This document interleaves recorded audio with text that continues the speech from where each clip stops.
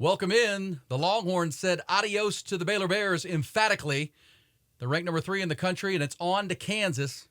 We're coming to you live from the capital city, the great state of Texas, overlooking downtown Austin and the University of Texas. Welcome to the bi-weekly broadcast that understands the pride and tradition of the Texas football program will never be entrusted to the timid or the weak.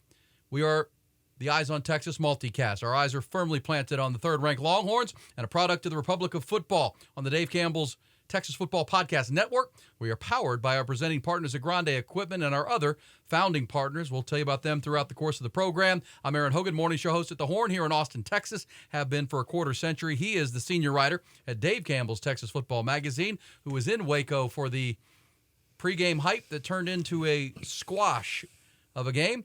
He is Mike Craven. Hello, Mike. How's it going? The experience on the Brazos before the game was better than the actual game. Which I think the tape, if you watched both teams in 3 games leading up to it, not surprising. Not surprising at all, no. Something really weird had to happen for Texas to, as you like to say, play with their food. Would have been bad, but they didn't. They dominated the Baylor Bears, and we're going to talk about it. We're also going to start looking forward to Kansas. We know if you listen to, and we appreciate everybody that's finding our multicast, and whether it's on Spotify or iTunes, you listen to it, or on YouTube, on the Dave Campbell's YouTube page, or on the Horn in Austin, hornfm.com, the YouTube page there, or channel there as well. We broke it into 4 quarters with a halftime. Coming up, we'll talk about the big picture of Texas, where they are, headed into a critical pivot point in their season. We'll talk about that coming up. We'll certainly recap the Baylor game. Also, Steve Sarkisian, his Game Week news conference today. We record on a Monday for our first episode of the week, first of 2.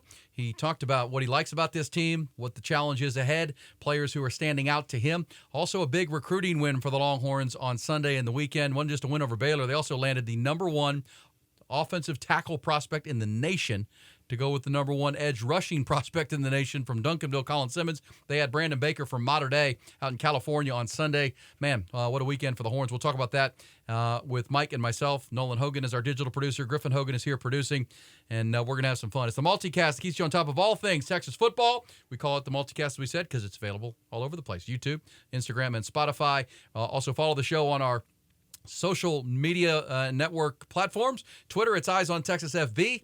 On Instagram, it's Eyes on Texas Pod. And on Facebook, we are live at Eyes on Texas Podcast. We've kept that all the same. It's all the same.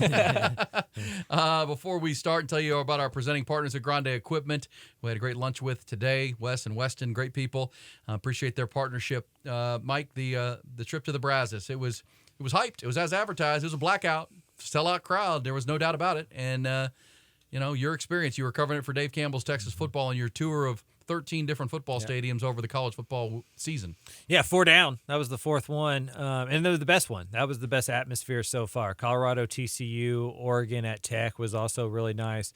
But the fans were in it. The students were there early. They were loud. The place was packed. You kind of looked around everywhere, and even, the seats up top were taken 15, 20 minutes before kickoff. And we've all been to college games. A lot of times those pictures before from the press box look really thin, and the crowd gets there as the first quarter's coming along. They were there early. They were there loud. There was a lot of burnt orange in the stadium as well. The band's up top in the corner, and when they played, the fight song, everybody in the stadium booed, and it made you kind of remembered why it was. It's a cool game that's been played 113 times, and then the football game actually happened, and you realize why it's not going to get played probably again.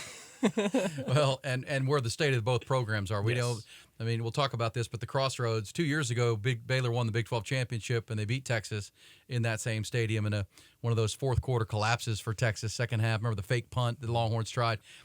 The programs couldn't be heading in more divergent directions right now. Texas is on the absolute rise. Baylor is not very talented. The reason the game was so one-sided is the lines of scrimmage at Baylor are not good. I know they had a backup quarterback and they're missing their running back, but it wouldn't have mattered. They couldn't block. Texas had 2 sacks on the first possession, 3 in the first quarter, 5 on the game. And then, Texas really did what they wanted to do on offense once they found their rhythm. Yeah, it was funny. So, like you mentioned, I'm trying to do more the experience part of college football. I used to be the guy who just showed up to a game, went to the press box, did my job, and went home. So I went down on the field because I don't know how familiar everybody is with Baylor, but they do this thing called the Baylor line, and all the first-year students line up in the south end zone, and they sprint across the field and then create a tunnel for the football team to come out. Well, I wanted to be on the field to like see how fast everybody was running.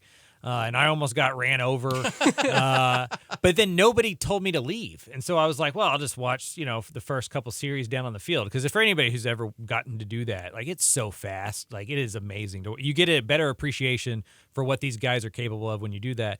And within the first 3 plays, Baylor got the ball on the side that I was standing on. They go 3 and out, and I just walked back to the press. The game was over in my mind at that moment because they couldn't block Texas.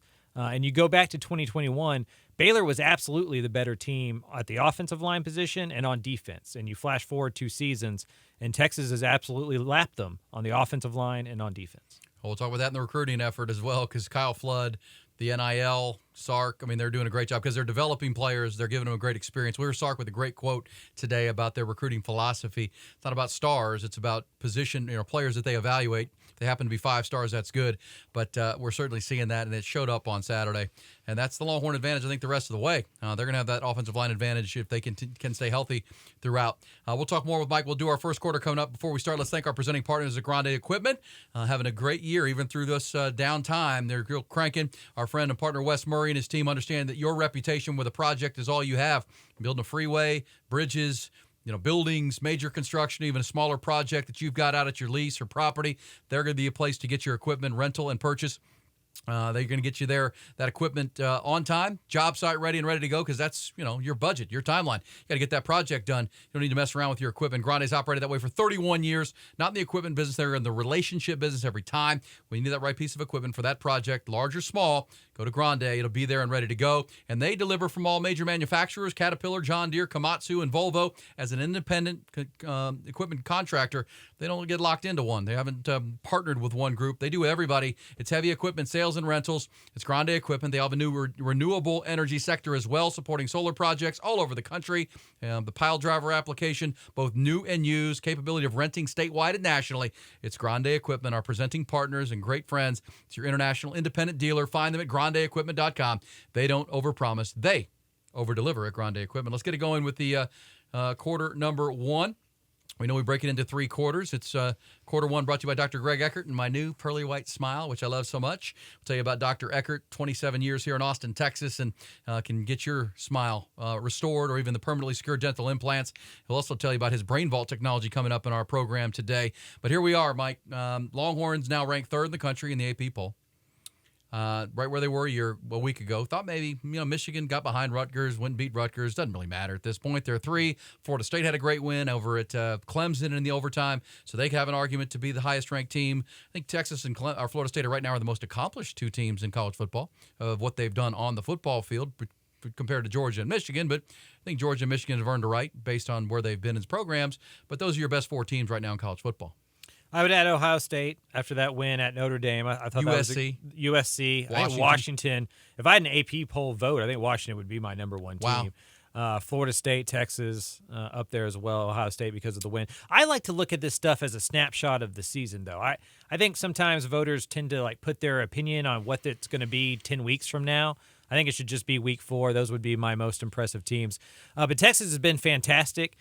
As I mentioned last week, I thought a really good performance against Baylor would impress me more than the win at Alabama, and I left McLean Stadium with that thought of when I watched them play Alabama, it was like, okay, well, they were dominating that game. They're really talented, but they let Alabama kind of hang around and take a lead in the second half. They went through a big lull offensively. What is that Alabama team? I don't know how to judge that win as much.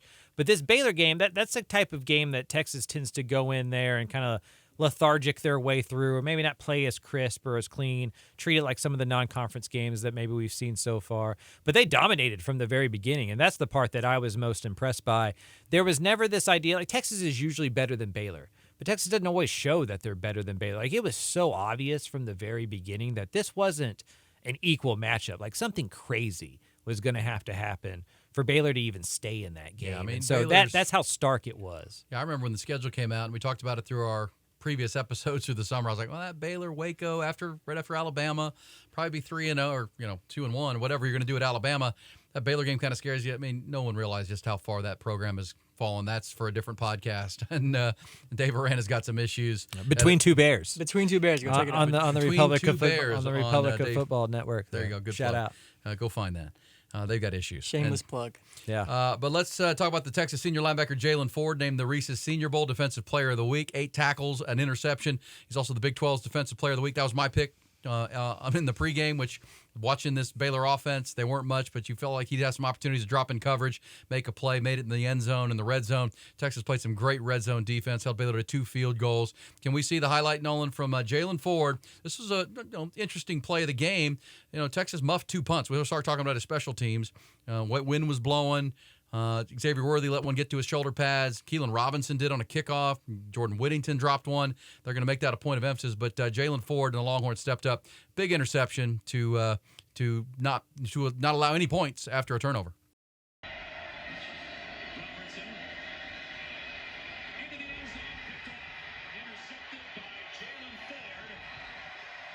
It felt like the exclamation point. Yeah, it just did. It just and he should have taken a knee. That's the one thing if we're going to nitpick, because Right. he ended up with the ball at the 5-yard line. You're in the end zone. It was 4th down anyhow. I mean, 95-yard touchdown drive right after that's pretty exclamation point. Yeah, if you ask me. we'll hear Sark say that coming up. So good tease.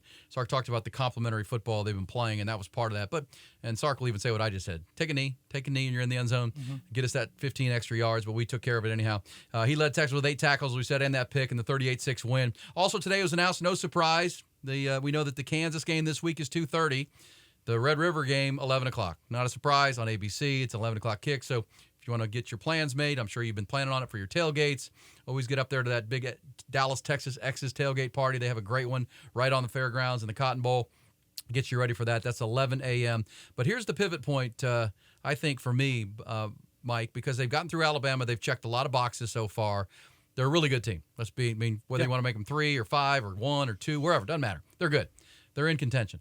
Well, now they face a point of their season where they're facing 2 ranked and 2 undefeated teams the next 2 weeks, because they're going to play Kansas this week, who are 4-0 and now ranked number 24 in the country, and they've earned that. Beat BYU, went to a couple road games, Illinois, that they won on the road in the Big Ten, and so they're 4-0, and they seem to be better on defense. We'll talk about what Lance Leipold has done, but then you get Oklahoma, who's going to play Iowa State this weekend in Norman. They're going to be undefeated come the Red River game.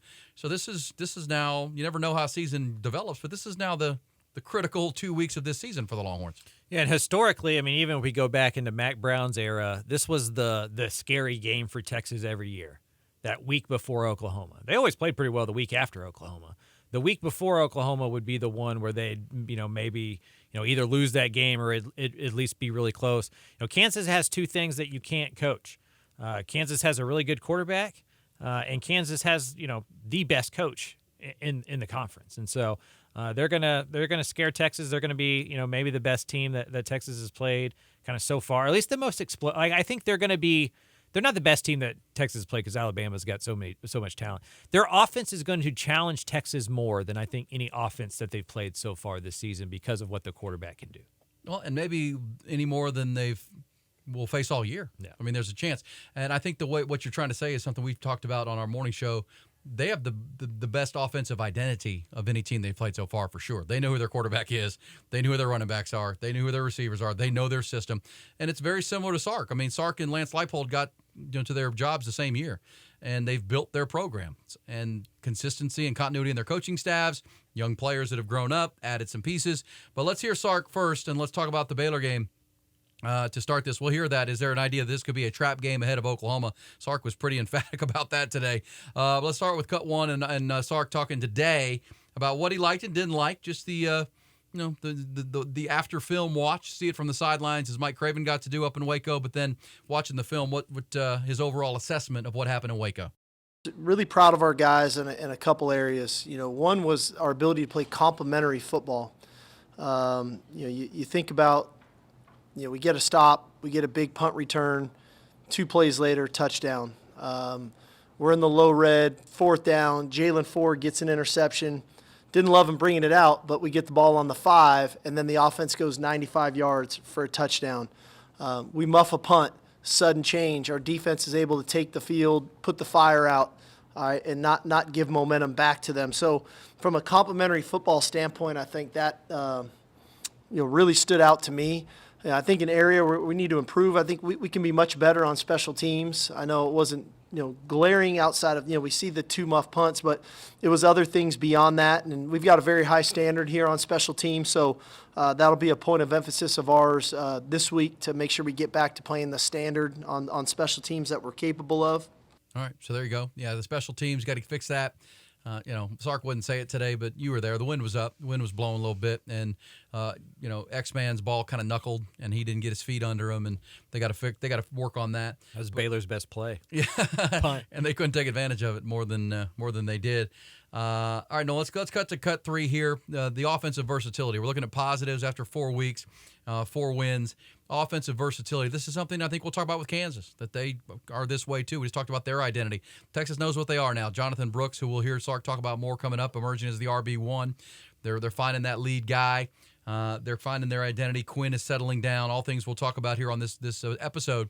But just the overall big picture, Sark likes the versatility offensively and the opportunities that they can go with from this point on. We try to be a versatile football team, not just on offense. We try to do as many things as we can really well. And I've said this before the season to the team that we're not one-dimensional, and we're going to have the ability this season to win games a variety of ways. And early in the year, our ability to throw the football was very effective. Saturday night, our run game really came to life. Really, the last 2 weeks has been our run game that has put points on the board. Defensively, we're very stout against the run, but yet we're not giving up touchdown passes either. And so, historically, we've been a great block team. So far this season, where we're making our hay on punt return has been with the punt return game at the return. So we're trying to be as versatile as possible so that when people try to prepare for us, they kind of have to pick their poison, and then it's our job as coaches is to highlight the other area and to make sure that we're equipped enough to take advantage of the opportunities that we have. Yeah, a lot of good players, Mike. I mean, Jatavion Sanders off to a tremendous start, All-American caliber start, having a better start than Brock Bowers. I don't know who's going to be the first team All-American, but if you're voting today, it'd be him. Receivers, running backs, and just the offensive line. I mean, I don't know that Baylor provided much resistance, but that was pretty impressive. Sark pulled out a lot of different formations and play calls in this game that the rest of the Big 12 now has to deal with and get ready for. We saw most of this coming. We knew Xavier Worthy was going to be a star. We figured A.D. Mitchell would slot himself in really well. J.T. Sanders is a future first-round draft pick. It's the emergence of Jonathan Brooks and the consistency of Quinn Ewers. He hasn't made the big mistake. Maybe the deep shots aren't exactly what you want, right? But he's played well enough, and in those big games when they've needed the deep shot, he figured it out against Alabama. But Sark talked about all offseason how he's always found a guy. There's always been a guy in the running game that's emerged and become a 1,000-yard rusher. He's always had that.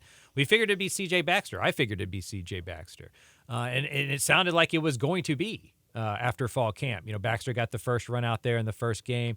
We thought Jonathan Brooks was going to be kind of the reserve guy again this year. And when he got his opportunity, he took it, he stepped up, and he's played really well in the biggest games. And I don't think he's going to give that job back.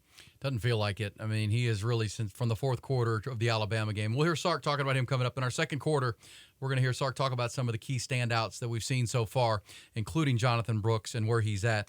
But let's hear Sark on where the program is, because Sark was asked today, go back 2 years ago, the Kansas game. Are you going to talk about that? Because you guys got to make amends and avenge the Baylor loss in Waco 2 years ago. Sark was pretty clear that this team's not looking back. This team's not looking back at what they were. They are happy where they are, and there's a new mission this week, and that's the Kansas Jayhawks. We've come a long way as a program, and in a lot of phases. Schematically, the roster, the culture, the environment at DKR. We don't have to go backwards. We're going to keep forging forward, and we've got a lot of goals that we're trying to obtain this year, and we're trying to reach.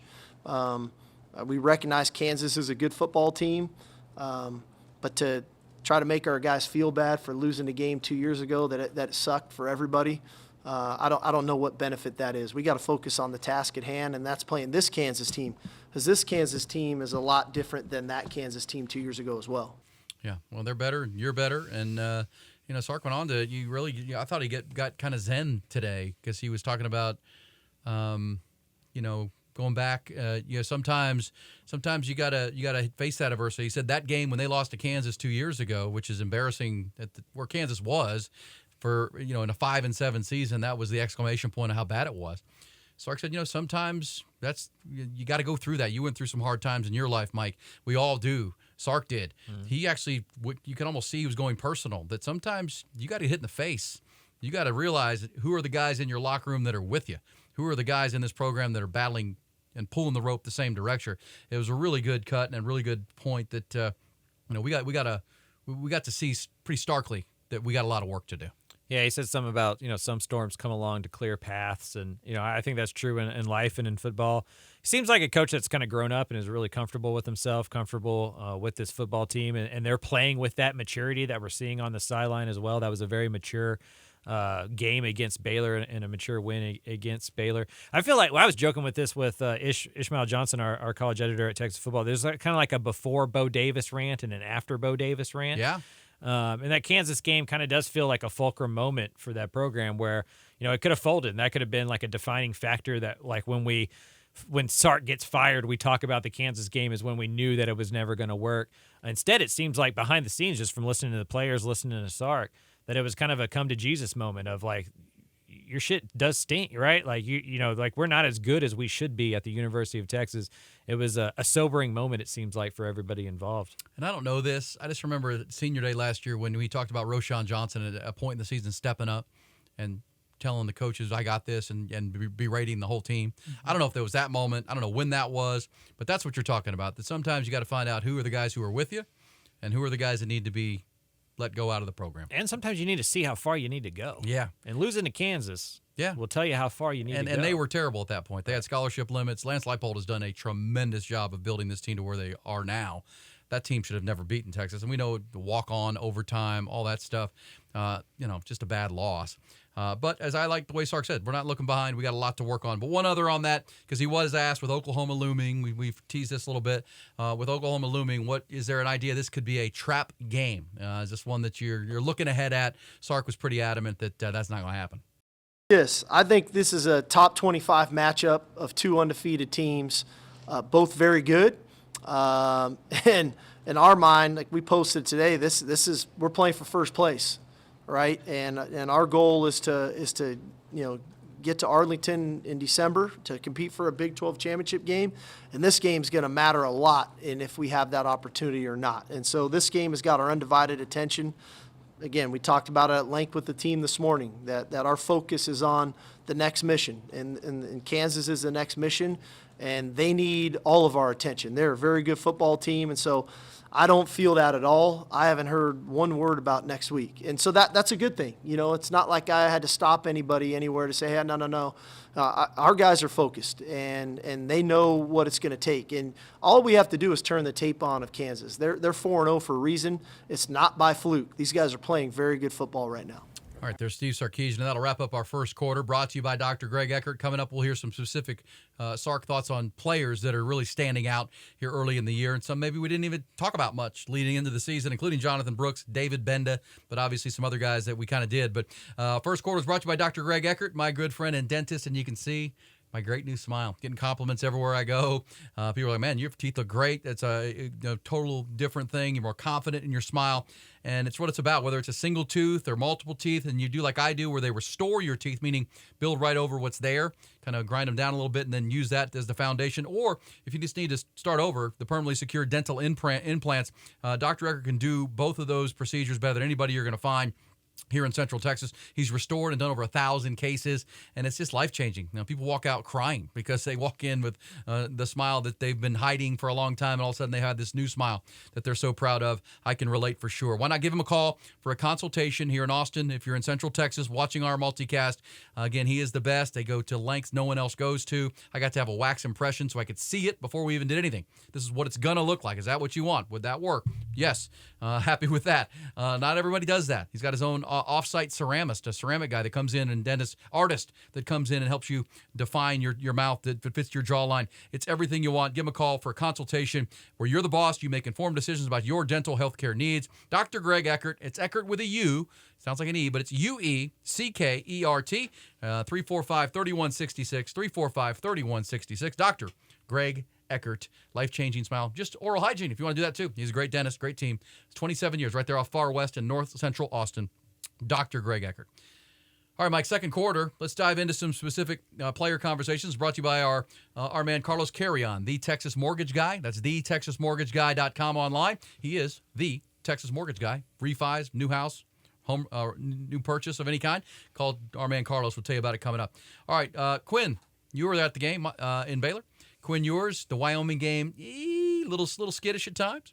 Still won the game. But here's Sark when asked about Quinn and what he saw from him. This is kind of an interesting cut, I think, Mike, about what he's trying to get Quinn to zero in on week to week to become that consistent quarterback that can take Texas a long way. Here's Sark on Quinn's performance in Waco.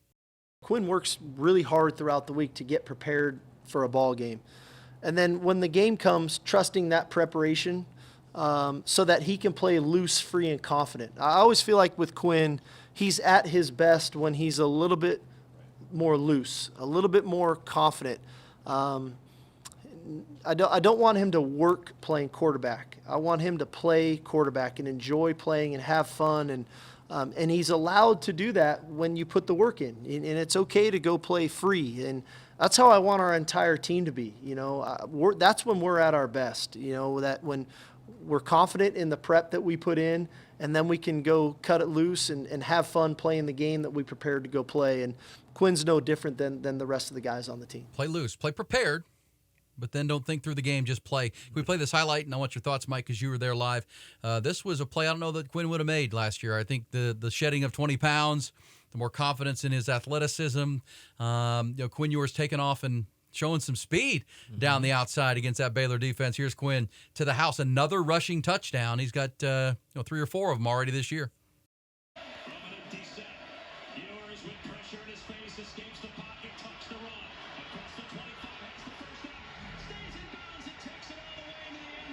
All right, Mike, you saw it live. I mean, he played loose, having fun out there. Obviously, the Baylor game will be different than others he'll have, but, man, he's kind of coming into his own as a quarterback, both playing naturally but also making some throws. Yeah, Franklin thought he had the angle. We all thought he had the angle, or at least, Quinn was going to just kind of go out of bounds, and all of a sudden he cuts it up and takes it in. And it adds a whole nother dimension to this team, right? It's harder to play man coverage if the quarterback, if everything else is taken, can go and do that. It also helps with the offensive line. He got sacked 3 times. If he can move around and help that number be lower, that's a good thing. Yeah, Quinn's been great. Like Quinn's played really well. He's played really well on the road too. Like that's 2 really good performances on the road for him early on. Yeah, Sark talked about that today. That maybe because they've had 1 pre-snap penalty on the road at Alabama and Baylor, and you said the environment was hyped. Yeah, it was good. It was in good Alabama, but it was a great crowd, the best one you've been to. And he's like, well, maybe we take it easy when we get home. We don't have to focus as much as we do on the road, because we get on the road, we laser focus. Well, and Sark said we got to start doing that, because we don't have to deal with the home crowd noise. We just have to be better, because against Wyoming they had 4 or 5 pre-snap penalties, and Sark and Quinn didn't play as loose as we maybe need to see him. And those are good things to kind of build on for this team, because, great teams, championship teams, get better week to week. They get better every week. They find something that they got to work on. This week it's going to be special teams and catching punts. Yeah. And those are the good teams that take that seriously, and it's on to Kansas. Okay, great. We won Baylor. On to Kansas, Mike. Let's get better. It also feels like Quinn is starting to understand his job isn't to go win football games as much as it is to just get the ball into J.T. Sanders' hand, into A.D. Mitchell's hand, and Xavier Worthy, and then those guys go win you football games, right? And so he's taken what the defense has given him. I think he's starting to see more and more defenses play that to kind of like up into his face and try to blitz him and make him get the ball out, and he's handled that really well. I mean, 18 of 23. Really good in the pocket, so can get outside the pocket now and run a little bit. He's starting to add to his game. And 0 turnovers. Yeah. 0 turnovers in 4 games. With this defense, if he doesn't turn the ball over, they're going to be really hard to beat. Because, again, what else did they have in this game, Mike? Another 21-point quarter. They've had one in every game. It was the 3rd quarter against Rice. It was the 4th quarter against Wyoming and Alabama. It was the 2nd quarter of this game. And with that defense, if they can separate by 3 touchdowns, you're not catching them. I mean, you're just not coming back. And that's the explosivity that is going to be hard to if they keep doing it, because where you get bogged down is with penalties and turnovers. All right, let's hear about Jonathan Brooks. I love this cut. You just said it, Mike, that you thought maybe C.J. Baxter would emerge as the lead running back. I think we all did. And as I said with Jonathan Brooks, here's a guy who played behind Bijan, 5-star, generational talent. Roshan, pretty damn good, too. Both are playing in the NFL. And then they recruit this 5-star C.J. Baxter, and now he's starting. And you're like, I'm transferring out of here. Screw this place. I don't want to be here. We're going to see a highlight from Jonathan, who had plenty of them on Saturday. Let's hear Sark first talking about learning from Roshan and Bijan, and now he's, putting to practice what he learned from 2 great mentors and becoming a great leader himself. I think this for Jonathan, I think he got a great experience his first 2 years here, playing with Bijan and Roshan in, 1, the type of teammates that they were, 2, the leadership they provided, 3, the work ethic that they played with, and then 4, the skill set, right? I mean, some of the little nuances that they do when they play. And before we even got into the season, Jonathan this year was on our leadership committee because he does things the right way. He's got great demeanor about him. He's a worker. He's a very reliable young man. And in the end, as the season got into the season, we felt like Cedric had earned the opportunity to be the first back out. Things have shifted some. Now Jonathan has been the first guy out here for a couple weeks, and he's playing really good football for us. I mean, I thought he set the tone the other night with that long touchdown run, and I think he surprised a lot of people. I think on our guns, he was just under 22 miles an hour, so he's got more juice in there that maybe we give him credit for. But we definitely know we need Cedric back 100% as well, and I think he's close to it. It was good to see him play and get his first touchdown the other night. But that combination of those 2 guys, as we work our way through the season, we'll feel it out as we go. But Jonathan has definitely earned the opportunity to get a bulk of carries. He's doing it at a high level, and now we just got to keep him mastering the total package of the complete game. But he's been a threat in the pass game, catching the ball out of the backfield. He's ran the ball well, so we're definitely lucky to have him. All right, let's see the run. He also had the screen pass with a one-handed catch, and Quinn made a great throw to thread a needle. Let's see the run where he talked about he nearly reached 22 miles an hour to get that corner and get to the pylon.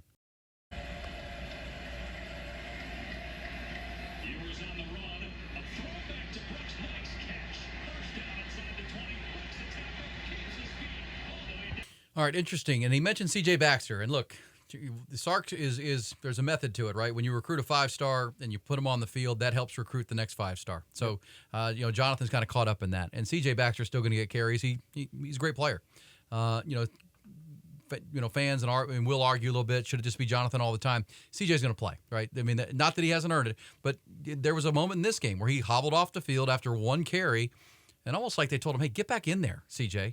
Are you hurt or are you injured?" I mean, because he keeps leaving games with what they seem to be somewhat minor injuries. I'm not trying to be a medical doctor here, but and I talked to Rod Babers about this on our morning show. Young players have to learn that are you hurt or are you? Meaning you got to play through some pain. If you're injured, we're going to put your back up in because you're going to be less effective than him. But sometimes you got to grind those things out, and maybe we're seeing that with a young back like CJ trying to learn how to play big time football. Yeah, I mean, you're starting to see the benefit of being able to mature your body and get into the weight room for a couple of years, and how that helps a running back in Jonathan Brooks. He's averaged 6.2 yards a carry since he's been on campus. He didn't get a lot of reps. He's already ran the ball more this year than he had in the 2 years previous combined. But when he had those opportunities, we saw glimpses of what, he showed some stuff in some real football games. And so I'm a former Texas high school recruiting writer and high school sports reporter. He was Mr. Texas football at Dave Campbell's for a reason. I mean, he was a legit workhorse running back who proved because I think the next question for Brooks is can he handle the workload? Well, he's not going to carry the ball as much as he did in high school, right? I mean, I know linebacker too, right? Yeah, I mean, he was playing secondary and running the football. I mean, he was playing 100 snaps a game. Very similar to Jordan Whittington, and I know as your former profession or career, wherever you were with the Statesman, you love those small school guys, right? That I think they're cousins too. Yeah, they might be. I mean, they play together. They play similar type style of football, and they're from a small town. They're small town kids that, I mean, he was carrying the ball like 40 times a game. He's used to it. And so, I think he's going to handle it well. And he's had a couple of years to build that armor in the weight room that C.J. Baxter just hasn't yet. Yeah, that's true. And the mentality potentially. Let's hear from Sark on this, another player. Let's go to the defensive side because the defense has been the most consistent part of this Texas team. This week against Baylor, Texas finally put a great first half together and scored 28 points and really separated before halftime.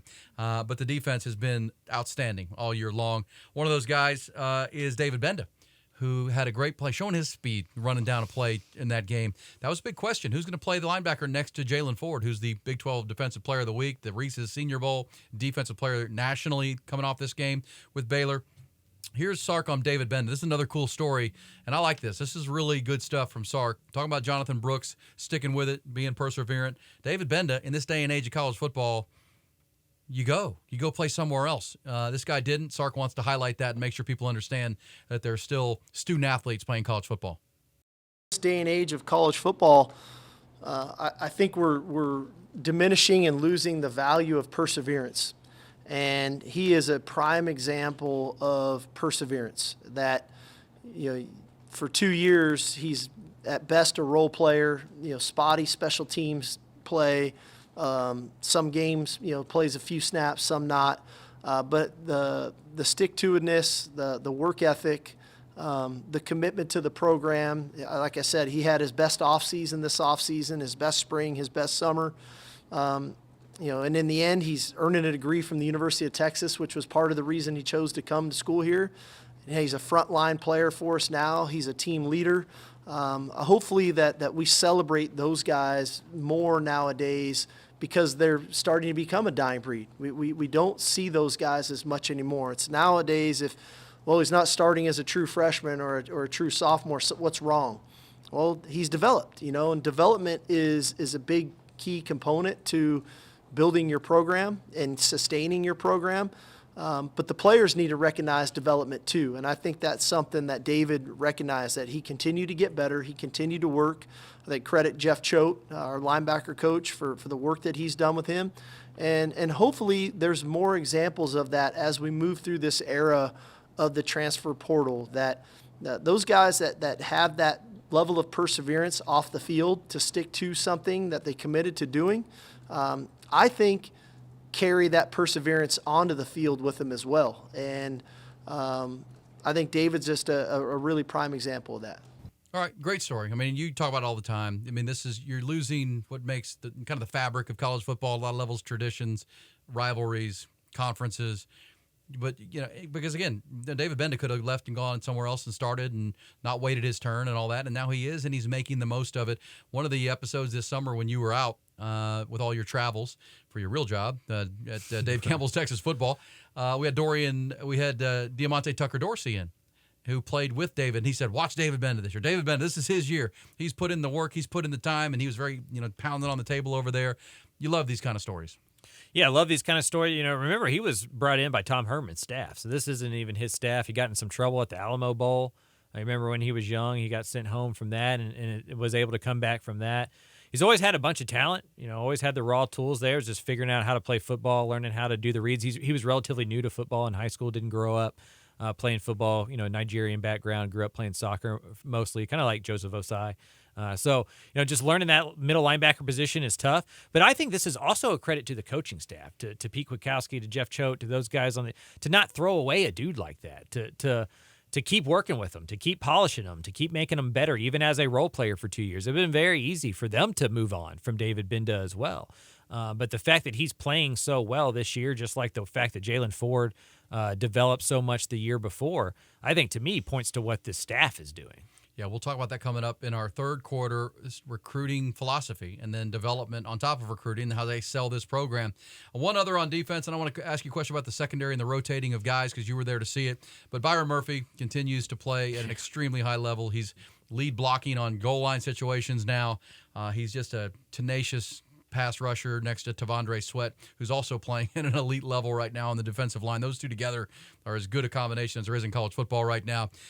We've heard Sark talk about T. Sweat. Let's hear him talk about Byron Murphy and what makes him such a special player for the Longhorns, both offensively now and certainly in the trenches. kind of built like a pit bull, man. He is strong. He's got really strong shoulders. He's extremely quick and powerful.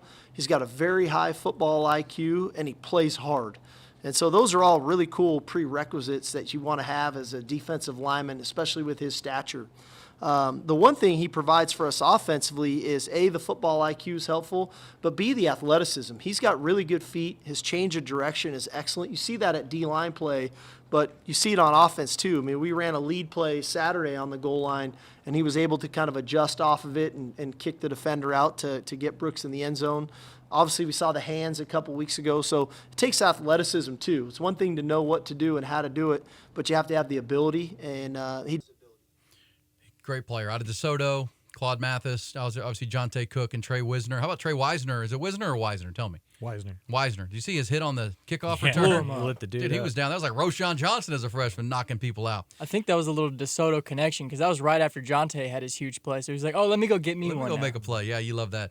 And that's that South Dallas dog. I mean, they're coming and they compete with one another. It's good for the Texas football program. That tells you Wisner's probably going to be a guy to watch. Yeah, guy will come in on. Michael Griffin did that. Come in on special teams and just start knocking people around. And Roshan Johnson did that on his way to being, one of the leaders of Texas. That's how much you love your teammates. You're going to run down there full speed and knock someone down. You're a running back. Yeah. Byron Murphy reminds me of Aaron Donald. Yeah. Like he's not Tavondre Sweat big, right? He's not Alfred Collins physically imposing big, but you can't get under him. Like he's going to win the leverage battle. He's stronger than anybody else on the football field. And I think he could play 100 snaps. Like I've never seen him tired. Going back to his high school days. Well, and that's kind of the pit bull comparison, right? Those dogs don't get tired. They're just tenacious and Lockjaw. He set a DeSoto record with 14 sacks back in 2020. They've had some really good football players. That defensive line had Shamar Turner on there as well. That's from A&M. Imagine blocking that. After algebra class. No thanks. No. I'd rather block that than do algebra. I was terrible. Well, I don't know. You might have not been able to do algebra again if you tried to block that. Yeah, you're probably right. Brain injury. But yes, well said. All right, good stuff there. A couple other notes, and then we'll get to our halftime. Coming up, we'll talk recruiting and the big commitment of the 5-star number one tackle prospect in the nation. And Sark talking about his recruiting philosophy. Also, our Final Four coming up, the 4 big conversations surrounding college football coming out of a huge Saturday of college football. But your thoughts on the defensive back. Sark was asked today, you're rotating a lot of guys. Jalen Catalon has only played like 37% of the snaps so far. It does feel like if there's a place you can attack on the Texas defense, it's some of those safeties in coverage. They gave up some deep balls again to Baylor. Michael Taft was on the field for one of them. Ryan Watts got beat on one. Jaron Thompson has struggled at times in coverage. You're seeing Derek Williams, the 5-star, the Raptor they call him with the long arms, coming in from Louisiana, 5-star freshman. He's getting more time. But Sark was asked, is Jalen Catalon on a pitch count? You're trying to keep him from getting hurt for the bigger games. He said, no. We just rotate. We like our guys. We rotate them based on situation and feel. Now, one thing that we've talked about is, should you go from starters to 2 new backups? Could you, 1 and 1, right? Keep a starter and bring in a backup and then rotate. What's your take on what's going on in the defensive backfield? I think the reason you want to bring in them as a group is because they practice together. Okay. And so much of that deep safety play is communication that if you haven't been making those calls with the other guy and what you're looking for, I think that can lead to some stuff. So you almost group them together on the back end. I think it shows that they don't have a guy that they feel – they don't have like a Thorpe Award winner. But, you wouldn't be doing this if your deep safety was Michael Huff. It's because they have some holes in their game that when it gets to certain situations, maybe this other guy is better at playing man coverage, or it's 3rd and 13. Let's get Jaron Thompson off the field. It's 2nd and 4. Let's get Jaron Thompson on the field. And so, and he's not going to admit that Jalen Catalon's on a pitch count, but Jalen Catalon's on a pitch count. He's going to be just the way he plays football. You're trying to save him for the whole season. And there's stuff that Jalen Catalon struggles with. And so I think it just goes back to having a bunch of talent, but maybe not a superstar at safety that can't be taken off the field. Good points. All right. Halftime. That's our second quarter brought to you by Carlos Carrion. He is our Texas mortgage guy. He is the TexasMortgageGuy.com here on the Eyes on Texas multicast. When it's time for a new mortgage, for a new home, if you want to buy a rental property, or refi, because that's going to start coming as rates go down. They will eventually. That's when you're going to call Carlos. Keep him in your Rolodex. Always better working with an expert in the field. And Carlos is a lifelong Austinite, nearly a decade in the industry. He's also a diehard Longhorn fan. And so when you're dealing with him, you can talk some Texas football. Any sport, loves baseball, basketball as well. Makes sense to do a big decision like that with a like-minded person who's going to guide you in the right direction, knows the lay of the land. He is the best. 10 years in the industry. Not here to provide you with just a quote. It's a guide to help solve problems, roadmaps to what the plan can be, strategize these really, really big decisions. Timing even. If it doesn't think the timing's right based on your situation, let's wait a little bit. Come back in a few months. We'll do it and get this done. It's great communication, fast response times every time. It's Carlos Carrion, the Texas Mortgage Guy. Don't forget the TexasMortgageGuy.com. All right, halftime time. And it's brought to you by our friends at One Source Gas of Austin. They are your Texas compressed gas leader, bringing you our intermission. And that means we talk a little NFL. Longhorns have 30-plus guys playing on NFL rosters every Sunday now, including one Andrew Beck. Andrew Beck, Mike Craven. I know you don't watch the most NFL, but the Houston Texans beat Jacksonville on Sunday, 37-17. And, Jacksonville looked like they weren't ready to play in that game. I'll give you my opinion. I'm a Texans fan, which is hard to be, but they didn't look ready to play. But they gave up they had a blocked field goal, then they missed a kick, and then on a kickoff that kind of bounced. And the up back, Andrew Beck, who was supposed to be lead blocking for a kick return, picked it up and ran 85 yards for a touchdown. We can't show that highlight because of NFL rules. Here's a good thing we can show is a post-game interview from Jimmy Ward, who was on the sideline for this play. Jimmy Ward, safety. And this perfectly describes if you didn't see the play, this tells you what. Hold down his chest, and I was like, oh. And then he picked it up, and he broke the tackle. I was like, oh. And then he broke another tackle. I was like, oh. And then he broke another tackle. I was like, oh. And he broke another. I was like, oh. I was like, oh, he finished score. And he scored. So hopefully I see that on ESPN Top 10. It was one of those moments that you can't believe it happened, and it happened. And that was one of the craziest plays I ever seen in the NFL since I've been in the league. And it's been 10 years since I've been in the league. It's crazy. That was awesome. 85 yards, Mike. Andrew Beck, remember he had foot injuries at Texas?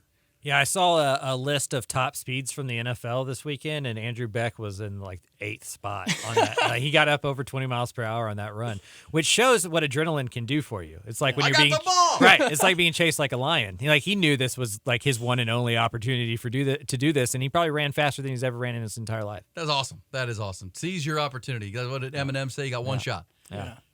To seize your opportunity. What else happened in the NFL? I know it wasn't a great day for Bijan. No, Bijan only had 10 carries, 33 yards. He only scored 6 points in Detroit. Yeah, Falcons got to figure something out with that offense. Deshaun Elliott played a nice game, 5 tackles, 3 solo, 2 PBUs versus Denver in that nasty blowout. 70-20. Denver quit. Denver quit. You can't gain 750 yards in an NFL game if the other team doesn't quit. Mike McDaniel is a genius. And he's like the only thing in the NFL that I have to watch at all times. Yeah. Like his press conferences and great. Like he's an enjoyable character. Yeah, but this is the NFL. These are professionals. I mean, yes, they're the best offense, and they're going to play Buffalo this week. Went no look. This could have been a spite game for Mike McDaniel because nobody called him when Denver had the vacancy job. And he grew up a ball boy and for he the was Denver a ball Broncos. boy for Denver. Yeah, there's no doubt about that. And Vic Fangio was the former head coach in Denver, so he knows that personnel very well. And Tua Tagovailoa doesn't like Sean Payton very much because apparently Sean Payton, as a TV commentator last year, didn't have some very nice things to say about Tua. So, yeah, it was personal. But if you go watch the game, the Denver defense laid down. 70. They laid down. They gave up 726 yards of offense. That is, gosh, shameful. Shameful. But yes, Miami's very, very good. Probably the best offense in all of pro football. And they're really fun. They played that game without Jalen Waddle. Jalen Waddle didn't play. And they still ran it up with Tyreek Hill and Raheem Mostert and Devin Achane, the former Texas A&M star. Achane. What is it? He came out and said Achane now. Achane. Yeah, I've been saying it Achane since he was like 16 years old. And he's finally telling us? Yeah.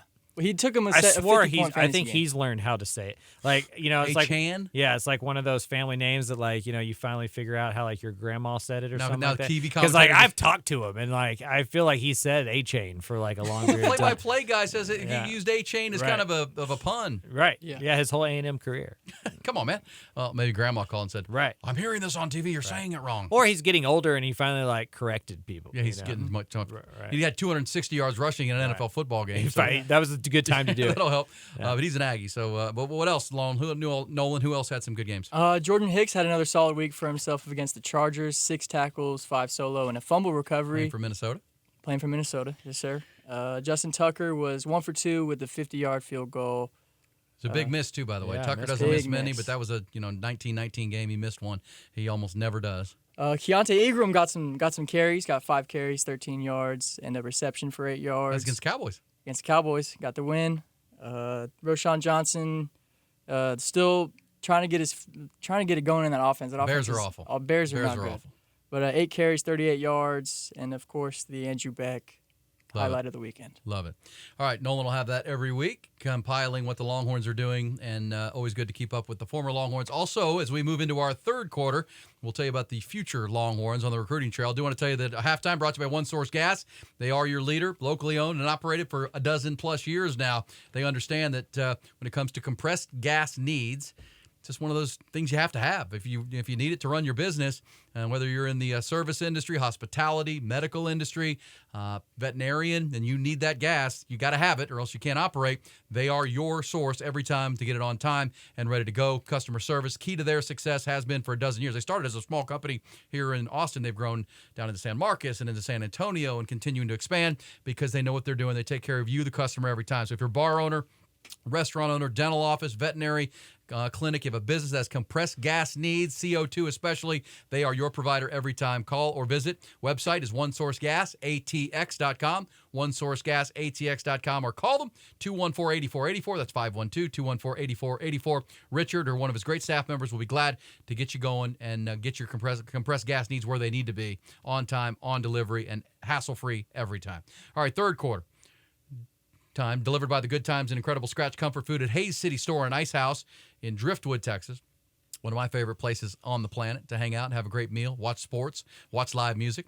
Open for business every day. We'll tell you about them. But let's get into the recruiting. Big day yesterday. In addition to the big win on Sunday afternoon, evening out in Mater Dei High School. Where is that in California? Do we know? It's South California. Southern California. Yeah, L.A. Football powerhouse in Los Angeles.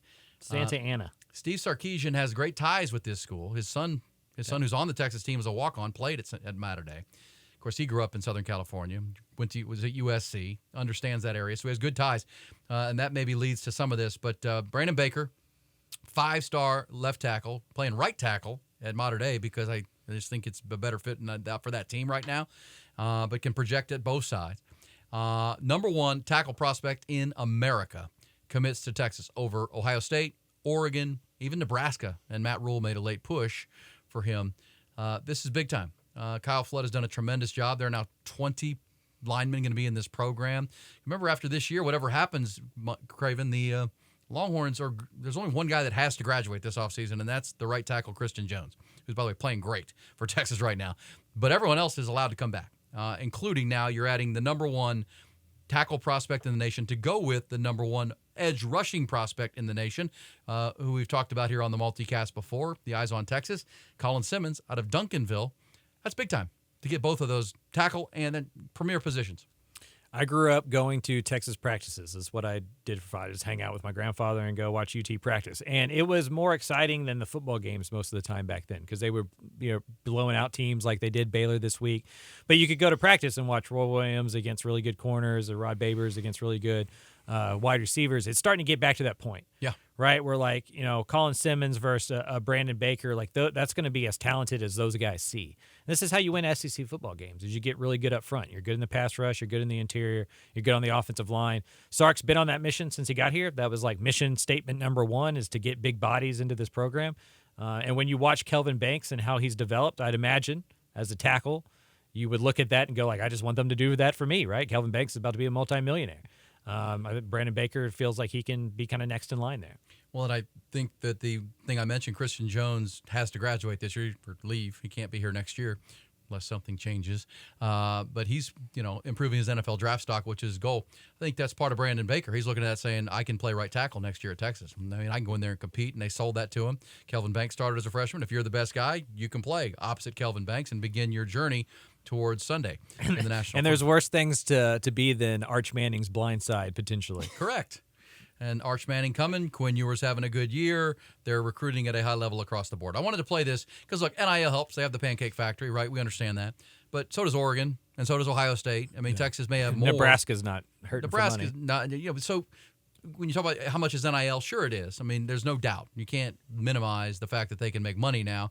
And, you know, the NIL with the Pancake Factory, every offensive lineman makes, what, $50,000 a year. Okay, that's pretty good money. Great. And I'm so for it. But USC, Oregon, Ohio State can do the same thing. So you're playing on a level playing field when you talk about those programs, are pretty close. Let's hear Sark, though. He was asked today about his recruiting philosophy. He can't talk about Brandon Baker because he's not a signed player yet. He's verbally committed. But I thought this was interesting for you fans out there, Sark, and how their philosophy as a coaching staff and a program when it comes to evaluating recruits and then selling the program. I'd love to say like that we just sit around and click on our iPads and look for every 4 and 5 star, and those are the guys we recruit. We really don't do that.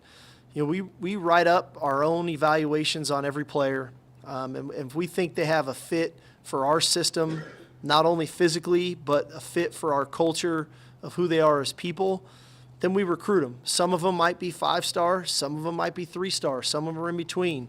But in the end, you know, we feel like we're the best developmental staff in the country, that we are going to develop you in every aspect of life, on the field, off the field, in the classroom. And I think that that's part of the draw of why some of the kids choose to come here, is that they do want to be developed. They want to be developed as young men. They want to be developed as students, and they want to be developed physically and as football players.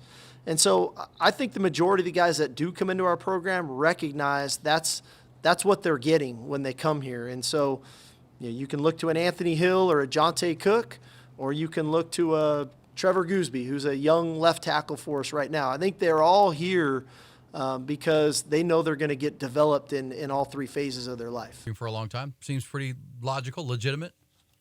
Yeah. No, I think that's the appropriate way to go about it at Texas. You know, like, you have to be more selective at Texas. It's not so much like you're recruiting all these players as much as you're figuring out kind of like you're shuffling through the best.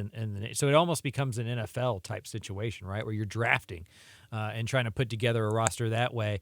If you look at the way an NFL roster is put together, it is quarterback, left tackle, wide receiver, secondary, edge rusher. Texas has killed it at all of those places in recruiting. You can figure out a lot of stuff out of that. Because even if Brandon Baker, like, let's say Brandon Baker doesn't become like top end Kelvin Banks left tackle. Well, he can play right guard. He can play left guard. Like, you can do a lot of things with those 5-star traits. Right. You can do a lot of things with those kind of guys, and not every one of them can hit. But if you can populate your roster with dudes with that kind of NFL upside, if you hit a 75% rate, you're playing in the college football playoff. Right, and then you combine a Colin Simmons, who seems like a can't-miss edge rusher, with an Ethan Burke, who is a 3-star player out of Westlake who played lacrosse most of his life, who all of a sudden, as a redshirt freshman, is balling out and playing great. Well, now, okay, this is what he's talking about. We liked Ethan Burke, but, you know, we'll also take the 5-star because that's good evaluation. And I like the way Sark said that we don't just, you know, look for the stars on Mike Craven's Fab 55 list. We're actually watching film as a staff, coach to coach, looking for the traits that we're looking for. The previous staff did that too much. Too much. Yeah. Thank you. You said it. And previous staffs, not just that one. Yeah, well, I only have an experience with the previous staff, so I can only speak to that. Okay, real quick, it is a big recruiting weekend, this Kansas game that we've talked about. If you missed go back to our first quarter, we had it all with Kansas. We'll have more coming up in our second recording on Thursday. That'll drop on Friday. Really deep dive on the Kansas Jayhawks. But the game itself, it's going to be another recruiting weekend. And I like this. I want your thought on this, Mike, who covered recruiting for a long time. It's a collection of uncommitted players, a bunch of guys who are already committed to Texas coming in, and then some guys who are already committed elsewhere that are all coming in. So Ryan Wingo's coming in, the receiver from St. Louis, back again for another visit. But they're also bringing Texas A&M wide receiver commit Cam Coleman, who's coming as well. There's an interior lineman named DeAndre Carter out of Mater Dei High School we just talked about. He's an Auburn verbal commitment right now. They're bringing in a kid, their own running back commitment from Bradenton, Florida, the IMG Academy, Jarrett Gibson, big-time player. They're bringing in DeAndre Robinson from Orlando, who's already a Texas commitment. Then a bunch of guys that are uncommitted, or Decorian Moore from Duncanville is an LSU soft commitment. I like this, bringing in guys that you've already got committed with guys who are uncommitted, and even some guys that are already verbally committed. That seems like a good way to mix it in when you can get them on your campus. It's a great way to do it, especially during the season because you're busy. And so those committed players become extensions of your staff who can kind of recruit those players. Hey, here's where the fun times are. Here's where the classes would be. Here's the locker room. Let me take you around the stadium. Look how they treat us here, right? And so you kind of have ambassadors. You're right, advocates, allies for your cause there. And, I think that's a smart way to do it. Well, that'll be this weekend, so keep an eye on that. 2 5-stars now of the 18 commitments for the class of 2024. Third quarter delivered by the Good Times and incredible scratch food at Hayes City Store. And Ice House, because I like to sit out in the Ice House. You can sit inside under the canopy of oak trees, picnic tables, big high tops at the bar areas. It's just a great place. Hayes City is one of those spots, I tell you, if you ever get out there as a destination location, or if you live close to Kyle or Buda or South Austin, Wimberley, Dripping Springs, you've probably been and you love it. If you go once, you'll be back again and again for that scratch comfort food, the bacon jam burger, which my guy Mike Craven loves so much. The menu is so good, whether it's a wood-fired pizza or the house-ground burgers or the truck stop enchiladas, the chicken fried steak, the chicken fried chicken, and on and on and on. They also have 53 beers on tap. Your wife or girlfriend might like the margarita flight they do. They do 4 different flavors of their frozen margaritas, so little shot glass looking things, so you can try them all. And you'll drive home after you do that, I promise you. Be safe. But it's 8989 FM 150 in Driftwood, Hayes City Store. Find their complete mouth-watering menu online at HayesCityStoreTX.com. HayesCityStoreTX.com. They are tremendous. Also, our friend Travis and Tamara, who run and own that place, have a new place in downtown Buda called Taste on Main. If you're looking for a little upscale flair and food in south of South Austin, right there in Main Street in Buda, Taste has got the seafood and the raw bar and steaks, and just tremendous. Great for a birthday, anniversary, special occasion. Taste on Main and Hayes City Store and Ice House, great partners of ours. Thank you so much. All right, fourth and final quarter, presented by Dr. Greg Eckert, who I told you is my dentist. He's also has got his research-based Brain Vault technology, which is not a mouthpiece. It's an orthotic. It's more than a mouthpiece. Allows young athletes to play hard but play safe. In our fourth quarter, Mike, we talked some big picture college football. You were at the game at Baylor, but you also cover all of Texas for Dave Campbell's Texas Football. What was the biggest storyline you saw coming out of college football this weekend on a national level or in Texas? Yeah, I think week 4 is when you start developing legitimate feelings for these teams. Yes. You know, it's kind of where it's either excited or frustrated. Yeah, you start to cycle out kind of what you thought all off season, and you have enough data to go, okay, the picture is starting to emerge. You start to see the good teams, and in the state of Texas, that's Texas, the TCU's up there, Texas A&M's 3-1, Texas State. With their comeback wins, kind of been the story of the G5 level at the state. And then you see the disappointments. I mean, Baylor is clear as day. I mean, that's not a good football team. They're going to struggle to get to 6 wins. They may struggle to get to 4 wins. Well, kind of the state of Texas outside of the Longhorns. Yeah, Texas Tech, just not that good of a football team. Their quarterback gets hurt again. Their offensive line, that's the place that's hard to turn it over really quickly. Even Texas struggled to that 5-7 first year, and I would think some of the year 2 issues were because of a young offensive line. Tech's going through that, and they can't keep a quarterback healthy. And so on a national level, I think the Pac-12 just continues to be the story. Just the play. The Colorado loss, not surprising. Now, maybe the margin a little more than people thought, but Dan Lanning's team was ready to play, and that just exposed what we kind of thought about Colorado. They're going to be great. It's been a great story with Dion and primetime, but Oregon's for real. USC's for real. My question in the Pac-12, Mike, is it reminds me of the 2008 Big 12, where remember you remember it very well. Texas had to play 4 top 11 teams in a month. Mm-hmm. Like they played number 1 Oklahoma, came home and played number 11 Missouri, then played number 7 Oak State, and then they lost the 4th of those 4 games in Lubbock against number 6 Texas Tech or whatever it was. And they got behind 19-3. And I remember Texas players, they looked a little flat. They looked a little tired. Can anybody in the Big 12 actually run this gauntlet? Can anybody? How about this? USC, 6 of their last 8 games are against ranked teams. Washington's last 4 games are against ranked teams right now in the AP Top 25. Who can navigate that and put themselves in the college football playoff? I don't think there's a debate that the Pac-12 is the best conference, but can somebody actually survive that? I don't think anybody will survive that undefeated, but I hope that they're given the benefit of the doubt like the SEC normally is, where you get that one loss. Like nobody can get through that gauntlet, so the one-loss Pac-12 champion is going to get in there. Maybe even 2 teams. Like, Georgia's 1 loss away from if it's not their past history not deserving to be in the playoff, because their schedule is awful. So if they can't get through that, I think the SEC is only going to have one team. It's whether the Big Ten and the ACC come through. But I think the Pac-12 could easily have two teams in the playoff at the end of the day. Well, right now, Florida State has made a statement with wins over LSU and Clemson, and the slide for Dabo Swinney's program continues, a home loss now on top of the Duke loss, and they're scuffling a little bit. And Florida State, 2 big wins. I mean, they're as accomplished as any program in college football right now, and looks like they can be the absolute favorite in the ACC. I mean, Duke's in there, North Carolina with Mac Brown, but, man, they look like head and shoulders the best team. Yeah, Miami also a pretty good team out there that beat A&M. Tyler Van Dyke's kind of come back into his own a little bit. So, yeah, I think that this is, I think it's very ironic that all this is happening as we're collapsing this ecosystem that, we always talk about how the SEC and the Big Ten dominate all the air. They're the best teams. And then the last year we have this, the best teams are maybe in the ACC, the Big 12, and the Pac-12. Yeah, it's interesting. I was thinking about this Not morning. in the Big 12, but Texas. I know what you mean. Right. And there's nothing because they've already signed the agreements to move to the new conferences. So but you gotta wonder if like somebody like Apple or one of these streaming services is like, hey, we'll come in, we'll save the day. It's like the wife or the girlfriend that you let her go. You're okay. We officially broken up, and now she hits it big or something. Right? It's like, oh my gosh, what did I do? That was dumb. I don't think it would, and I think that proves that the football doesn't matter too much. Like the execs care about the helmets, right? In the TV rating, right? Like Texas has been bad for 13 years, but they're like the third most valuable franchise TV in sets in and the world. Branding value. And Notre Dame could be average for perpetuity, and they're going to still be valuable. So, who I feel bad for is Washington State and Oregon State. I don't know if you watched any of that game. I did, but that was a great game. Cam Ward's a relatively local guy, a Texan, and watching him thrive has been fun too. Yeah, Washington State putting up huge numbers. Every team's good in that conference. Stanford stinks, but that's it.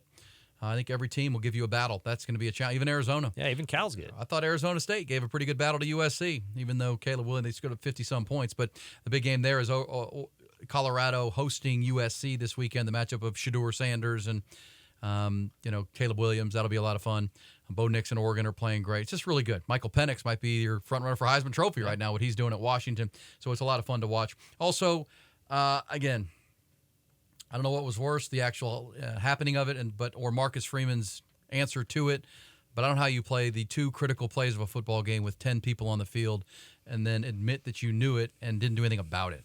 And Notre Dame fans. If you think Texas fans are finicky, and I mean Notre Dame is the history, touchdown Jesus. That's going to leave a mark for Marcus Freeman. That was a huge blunder. Yeah, I'm still trying to wrap my head around his reasoning. Like you would rather it be, goal to go with 11 players a half a yard closer than half a yard further away with 10 players. Like that half a yard doesn't matter. You'd rather have the extra player out there that's going to weigh 275 pounds I still believe more he than didn't half know. you. I think he didn't know. Right. And I think in the immediate aftermath, once he was informed, his gut reaction was to say, oh, we knew. That is the hardest part of coaching football, by the way, is like personnel groupings and all that kind of stuff. I don't think the average fan understands how difficult it is. Well, that's why you have all these analysts and people in your I headset. bet it came through his headset, and he just, deer in headlights, just didn't have the I think appropriate you're right about response to that. I think that's right. And in the immediate reaction afterwards, he said, we knew, and he tried to give an answer. And, he's a human being. Cut the guy some slack. But to your point about taking a penalty, or the fact that Ryan Day screwed that up too. Ryan Day, after the previous down where they threw to Marvin Harrison, it was incomplete, and they had 10 men on the field, Ohio State substituted. Yeah. They switched running backs. So the minute they substituted, they could have put in the 11th player without a penalty, and the official would have stood over the ball, let him mark the ball, get in position. They didn't even do that. There was no one on the sidelines paying attention to that. Hey, coach, they just subbed. Yep. They just rotated running backs. I don't know if Ohio State did it discreetly or quickly or whatever. I know it was because I was watching that game while doing an Inside Texas in-game cast that I do for that great website and their YouTube channel every game. So I was keeping my eye on it, and I was telling them on the broadcast, I was like, this is going to come to the final play. This game, because you could see the timeouts. Ohio State was moving. Timeouts, clock, where they're going to be. This is going to the last play of this game. And, of course, goes to it, and that happens. And I remember watching it because I was watching my iPad, and I was like, that alignment looked weird on their defensive line. Mm-hmm. It just looked like, why were they so offset? And, of course, they're going to run right over the top of no tackle. Then you get after the postgame, you realize they only had 10 guys. Man, that is a huge win for Ohio State. crushing loss from Notre Dame, who still has to play USC in a couple of weeks at South Bend, and that's one for Marcus Freeman. That's it'd be like could be like Charlie Strong screwing up the coin toss. It could be like a number of coaching gaffes we've seen across the country where it's just that one hurts. I like Marcus Freeman a lot. I think he's going to be a really good coach there. He's recruiting well. That was big though. Yeah, I mean, that had to feel good for Ryan Day because, one, if you lose that game to Notre Dame, who are Ohio State fans going to want to replace you, right? Like the alum that just beat you, Marcus Freeman went to Ohio State. I love that he ran over Lou Holtz afterwards, after the game. Like, that was tremendous. I grew up, like, my two least favorite, I don't know what your least favorite sports franchises or teams are, but mine are Duke basketball and Notre Dame football. So anything bad that happens to those two programs is all right with me. Well, I was born in Ohio and lived there 8 years, so Michigan, anything in Michigan is the one. But here's what I'm going to say right now. But if my dad watches this, which he does every week, Ohio State will lose to Michigan and Penn State this year. I don't think they're that good. I wouldn't be shocked. Because I do think Penn State is better than people think. I think Penn State's defense, this is the best James Franklin team. They've got to prove it. James Franklin screwed up some big games before. I trust the talent on Penn State's team a lot with Texas. It's the same. It's kind of like, and I think Drew Allers. You got to trust James Franklin. Drew Allers a different level at quarterback than Sean Clifford was. I believe that too. I don't know, and I wasn't that impressed with Ohio State. And Ryan Day can scream at 86-year-old old guys all he wants. So good. You were soft too, Ryan Day. You ran on a 4th and 1. You ran a fly sweep. You're still a finesse team that's trying to figure out their offense, and got lucky because Notre Dame only had 10 guys on the field. But either way. Look, my Ohio State is bleeding all out of me. I think they're going to lose to Penn State and Michigan. I think the Big Ten is going to come down to those two teams, at least as far as the that bracket. I need to see it from a James Franklin team before I believe 100%. Show me. But that's my prediction at the end of the Eyes on Texas multicast, brought to you by, in our fourth quarter, by the Brain Vault Technology and Dr. Greg Eckert. Please get some information on this. Go to the website, brainvault.com. If you're a coach out there or coach young people in a collision sport, please look it up. It's Brain Vault Technology, patented technology based on proven science that helps protect young athletes from concussions, which is what you want, right? And you think, well, how can a mouthpiece or an orthotic do that? Well, Brain Vault has used their technology for the past 8 years with roughly 100 NFL players. No concussions reported. They've now taken their technology to you and the general public. A lot of high schools here in Central Texas have now gotten fitted. Their entire team, Vandergrift, Lake Travis, Regents, Hyde Park, and more coming. You can get your individual athlete. Also, cheerleading squads, lacrosse teams getting fitted for this technology because it works. It's what it's about. Listen, if you...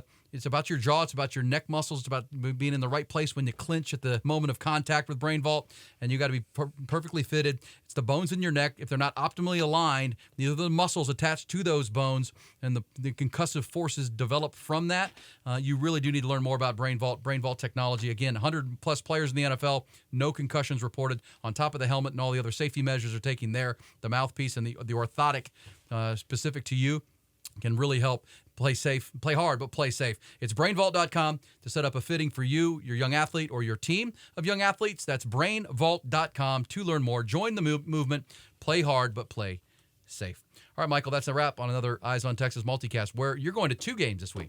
2 games. Thursday, Sam Houston plays their first ever FBS conference game and first ever home game as an FBS team. They played 1 home game so far, but it was at NRG Stadium. So first one on campus going to that Thursday night. Excited to see a little bit of history.